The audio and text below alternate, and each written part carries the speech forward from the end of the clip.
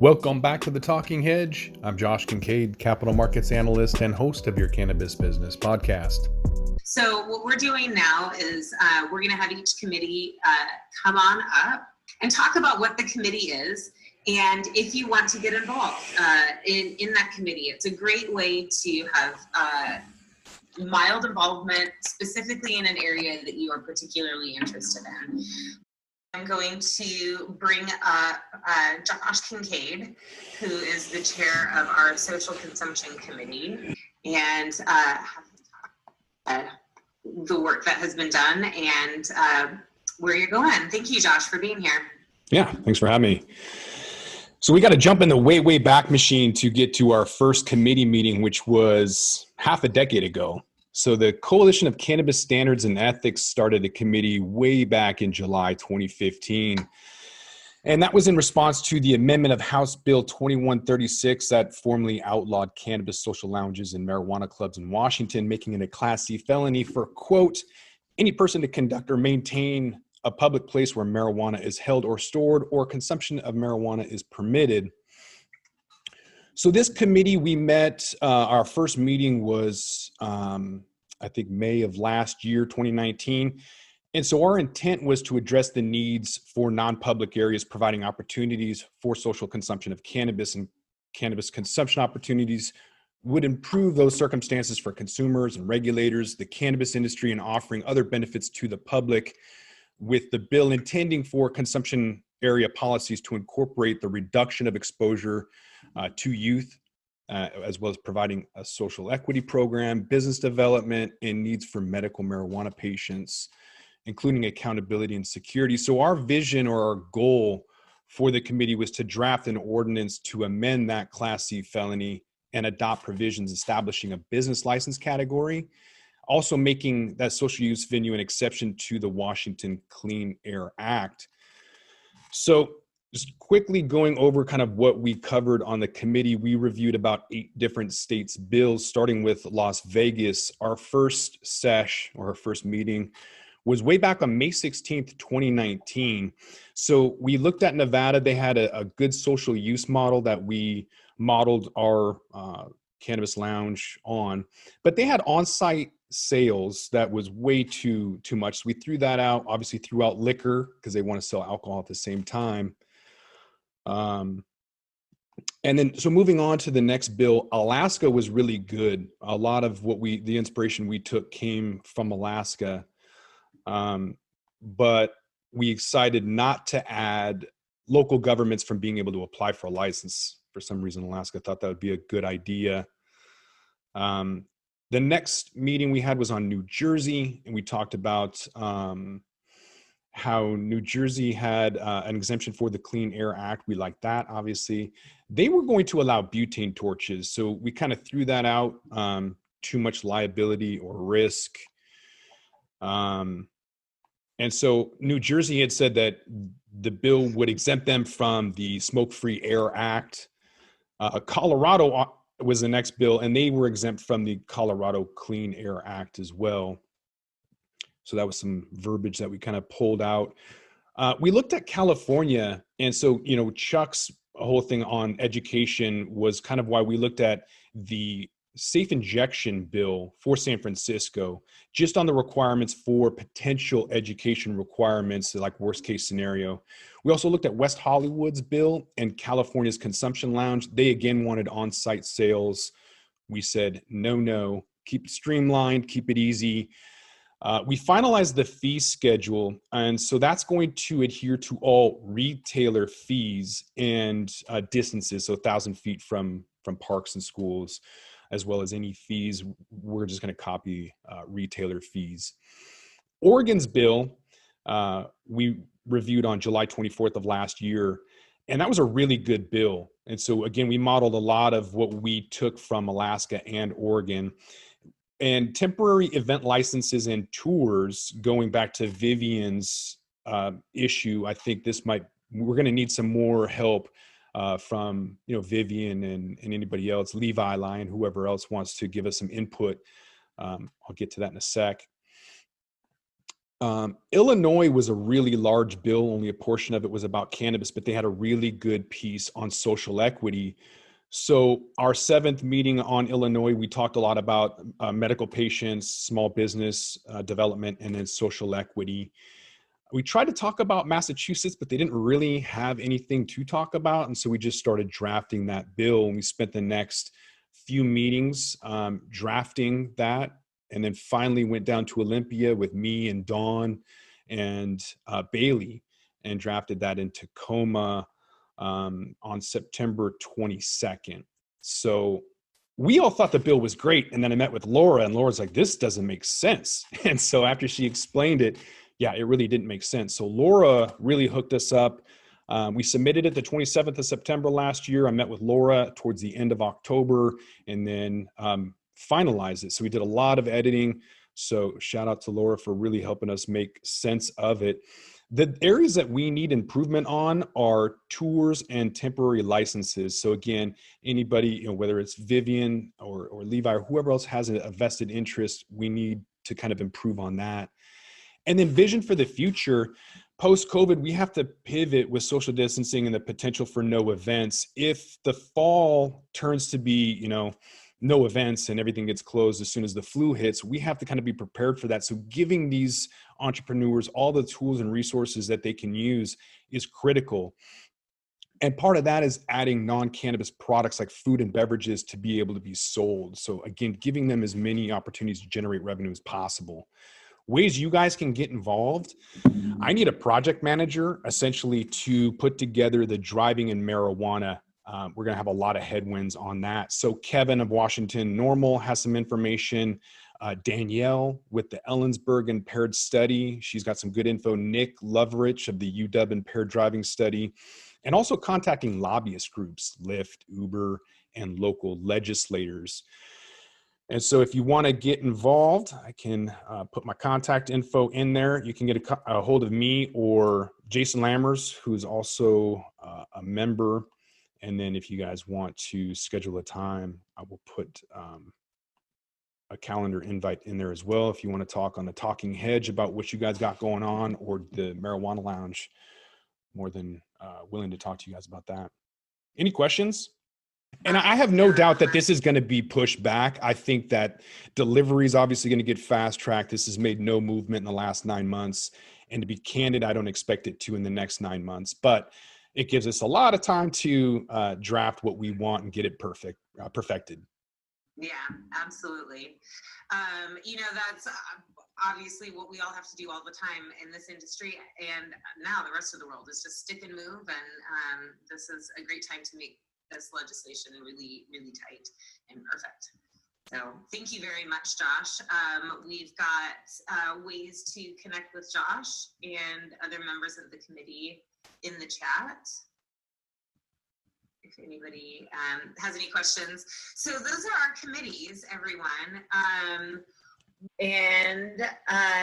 Josh, why don't you come on back up? By the way, you have the best camera lighting backdrop setup I think I've ever seen. It's very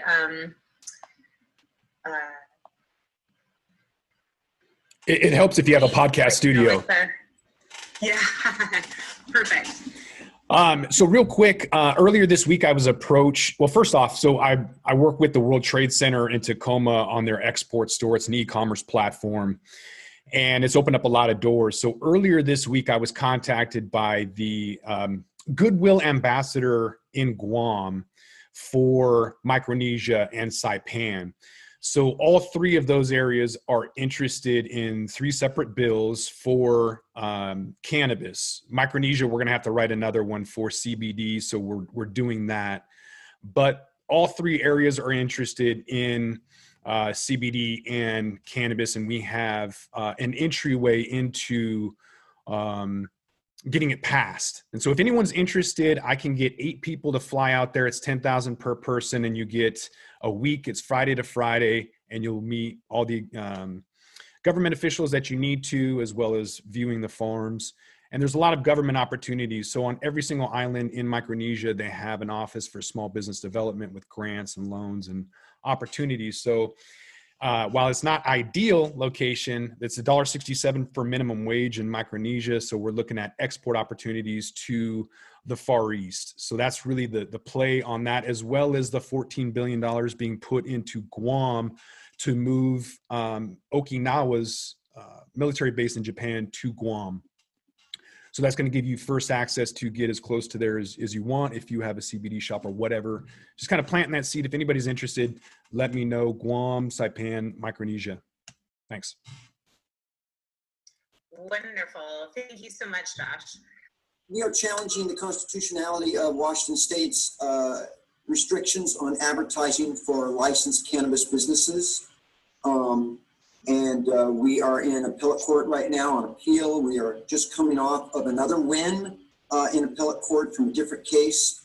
We went against the city of Seattle for their targeting Seattle Hemp Fest's membership program, saying that we were operating a marijuana business without a license, which we just beat them on constitutional grounds. And so, Douglas, do you want to touch very quickly on this case and what the legal arguments are? Well, yeah, real quickly in the city case, I did the trial in the city case at the hearing examiner level, and we lost because there were constitutional issues. When we went up to Superior Court for appeal, we won. Your Alliance members may want to stay tuned because we filed a motion for clarification. The entire city's regulatory scheme at the SMC, Seattle Municipal Code 6.5, which regulates marijuana businesses, that entire code section is unconstitutional and it's unenforceable, and it's dead. They can't cite you, they can't write you citations, they can't do anything. We expect, it doesn't look like the city appealed, but we filed a motion to clarify because we want to get protection for everybody. And that case is like on hold. HempFest does a lot of work for, the cannabis movement in general, and that was just part of it. The other lawsuit that we have that you guys are very interested in, or should be very interested in, is one that Fred Diamondstone and I did, we started it last summer. And this is the same lawsuit that got the injunction that got rid of applying the LCB's, draconian standards at HempFest last year. So now we filed a motion to reconsider with the court, which we're sure they're going to deny, and we'll wind up having to go back up on appeal. When we go back up on appeal, that's where the rubber really meets the road. We will try to go probably straight to the Supreme Court because everybody will appeal if they lose at the Court of Appeals. So we'll try to go straight to the Supreme Court. And the impact on cannabis businesses, all of your Alliance members would benefit hugely if we're able to win this case. Right now, cannabis businesses are treated as second-class citizens. They don't have the same advertising rights as alcohol. They don't have the same advertising rights as anything. And we have the Supreme Court, we have the right state Supreme Court, and we believe we can get you guys to a situation where you're going to be much freer to advertise and to put virtually any type of advertising out. And especially, it helps you, it helps HempFest because it allows you to advertise at HempFest, and it allows you to advertise outside of HempFest. It will help cannabis businesses everywhere because it will eliminate the restrictions, the 1,000-foot rule, that kind of thing, those restrictions that they put on your speech. And that's, in essence, what we're trying to do. I'd be happy to answer any questions, but this is just so important. I've worked on a lot of cases. I've worked on a lot of appeals. I've worked on a lot of things with Fred, but I feel so strongly about this appeal. I asked if I could address you guys today because we are begging for help financially to get this thing up. There are appellate attorneys that if we can get the money together to hire them, they would really add weight to this case. They would be worth every penny at the Supreme Court.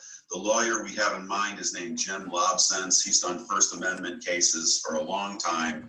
He's an old dog like me and Fred, but it's good to have that kind of appeal team going up for you. It's just increases your chances of winning a lot. I think this could be a seminal case because of the U.S. Supreme Court involvement. And I just think it's an opportunity we really can't afford to pass by. It would really, really help the industry out, and it would really, really help HempFest out. Yeah, and if I could just add, in a normal world, HempFest would be able to shoulder this burden on our own, but because of the COVID-19 pandemic, to say that our resources are compromised would be an understatement. We have zero revenue coming in right now, and we're unprecedentedly in debt. So we are seeking, for the first time ever, we're actually seeking outside financial support so that we can win this for the whole movement and for everybody. And we feel very confident in this case, especially with the robocall ruling that just came in, which really bolstered our argument. It's the exact one on the exact same argument that we're using. Yeah, it's just such synchronicity. It's unreal. I can't think but help. It's the universe saying, hey,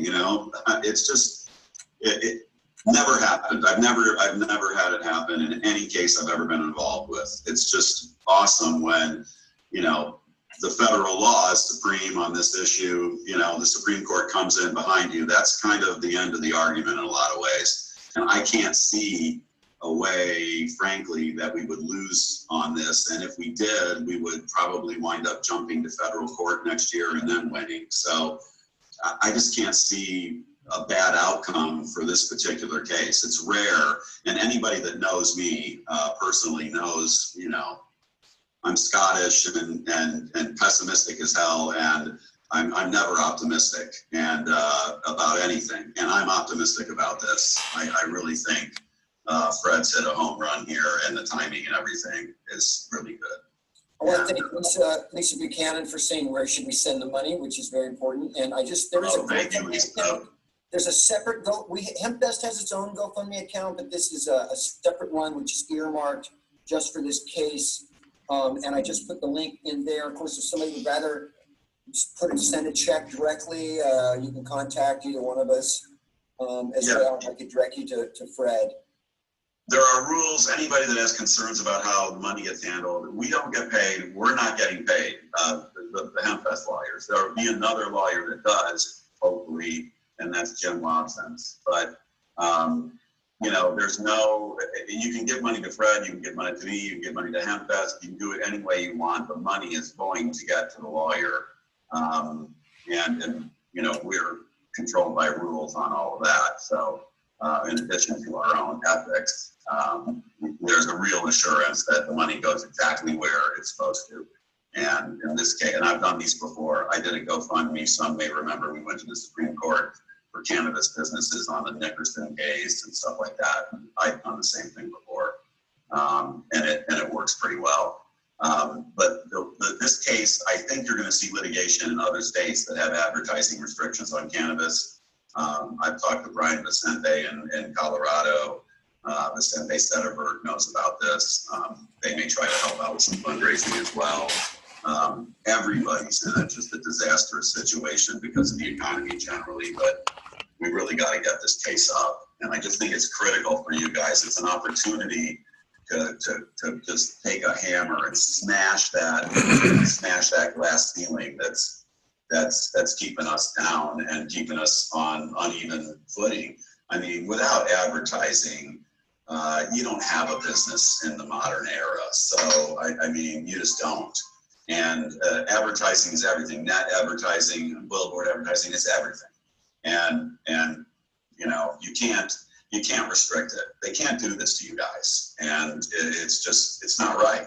So we're about 8 minutes in on this. I want to make sure that if anybody has any more questions, but I'm happy to answer anything. In the general chat, I think it might be going out in a newsletter as well.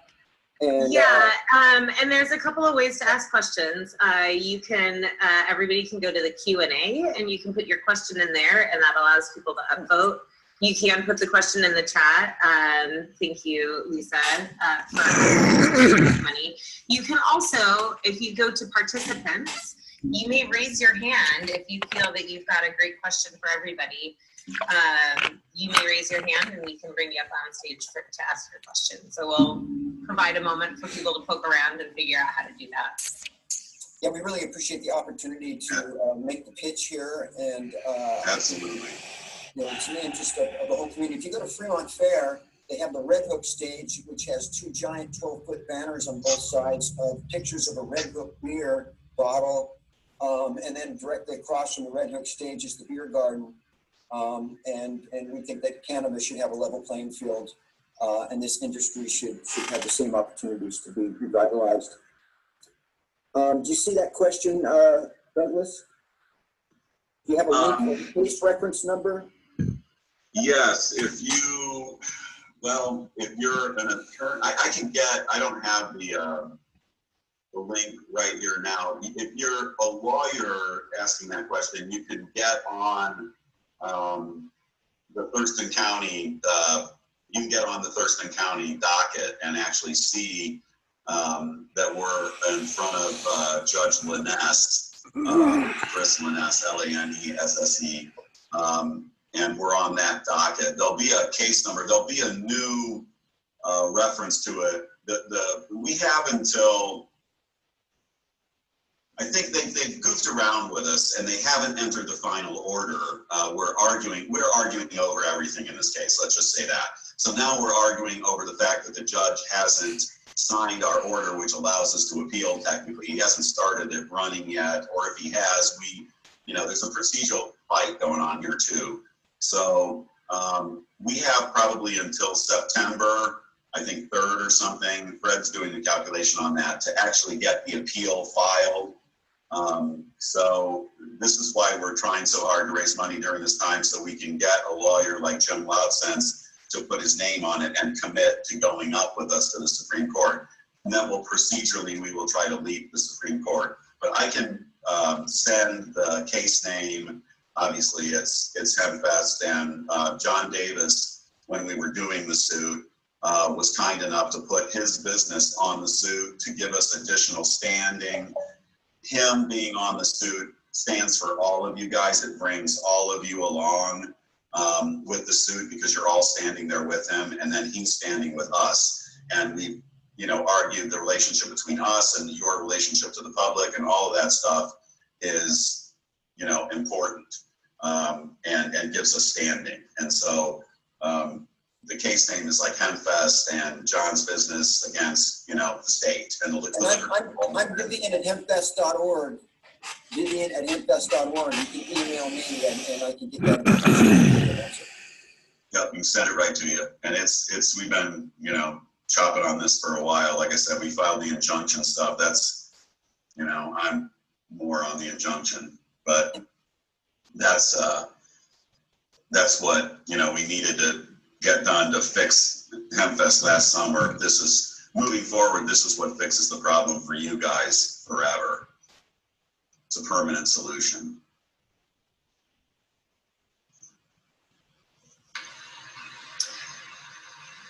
Great. So I am not seeing any additional questions. And I did just drop Vivian's email into the general chat. So if you want to get into the weeds and you don't necessarily want to do so right now, please feel free to give him a shout out. And yeah, you can, and I'll just tell you guys right now, my phone number is 206-816-9645. It's the one you just heard ringing a while ago.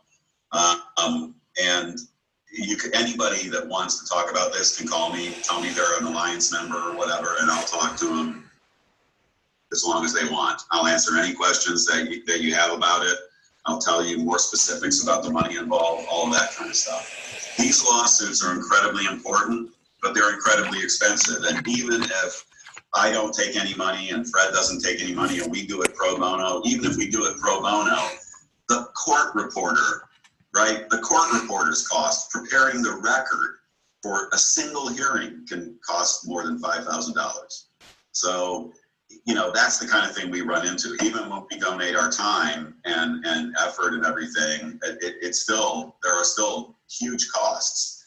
And, that's not fair, and it shouldn't be that way. And when you're vindicating constitutional rights, like you guys are and we are, you should get a break. But of course, we don't do that. And that's a fight for another day, but that's what we're doing here, is we're fighting for constitutional rights for you guys and for us and for everyone. But that's expensive. And I'm happy to talk to anybody anytime about this. Thank you very much for the opportunity to make our presentation. Yes, thank you both very much. We appreciate it. I have been seeing on social media folks starting to share that GoFundMe link, and keep doing that. It really does make a difference when the word gets out that way. So in addition to you donating yourselves, also continue to share the word. I want to point out that the GoFundMe campaign on social media is a different one. And so if you want to give to the lawsuit fund, you want to give to the link that I just put in the chat, and I think it's going out in the newsletter, because that is a separate, that's earmarked just for the lawsuit. Otherwise the money will be diverted to try to keep HempFest alive, because they're two different things, and we're gonna try to win this whether HempFest survives or not. Caitlin, I thank you for putting up my phone number, but there's a typo in it. It's 816-96. It's 816-9645. It's showing up on the screen as 9845. So yeah, I just wanted to correct that so they would actually get me and not some other schmuck. Bill, do you mind fixing that for me? Yeah, it was 9645, Doug. Right, Yeah. 206-9645. 98. So. Yeah, thank you guys so much. And for anybody that can help HempFest too, I mean, please do. I don't think any of us would be having this conversation if it wasn't for that organization. I don't see how we can let the catalyst, the engine, the monster that drove everything, the thing the government hates the most, I don't see how we can let HempFest go. I think we really need to dig deep, and I know everybody's hurting, and me too. I'm no rich lawyer, and I'm struggling to pay bills like everybody else. But this time, we've got to dig deep, because otherwise we're going to miss a once in a lifetime opportunity to affect change here. That's all there is to it. And we got to keep HempFest going, because we're nowhere close to where we need to be. You guys aren't anywhere close to free. And the drug war isn't over, and we need to keep going. We need to be marching with Mr. Lewis. Yeah, absolutely. And thank you for pointing that out. I think we all know that. None of us would be here if it wasn't for HempFest, period, end of story. Yeah. And so that's critical. I want to thank both of you for coming up, and we will make sure that we share any information that comes out of the lawsuit as it moves forward. Thank you so much. Yeah, thank you so much. You guys take care. Peace. Thank you. Okay, so state and legislative budget update. One of the things I wanted to let you guys know about, we were able to do a virtual farm tour with a couple of legislators, and we had 3 farms that participated. It went really, really well, and we believe that that's a model that we'll be able to do again with more farms and more legislators. And one of the exciting things that came out of it was one of the legislators said, this was great. I would love to come see one in person.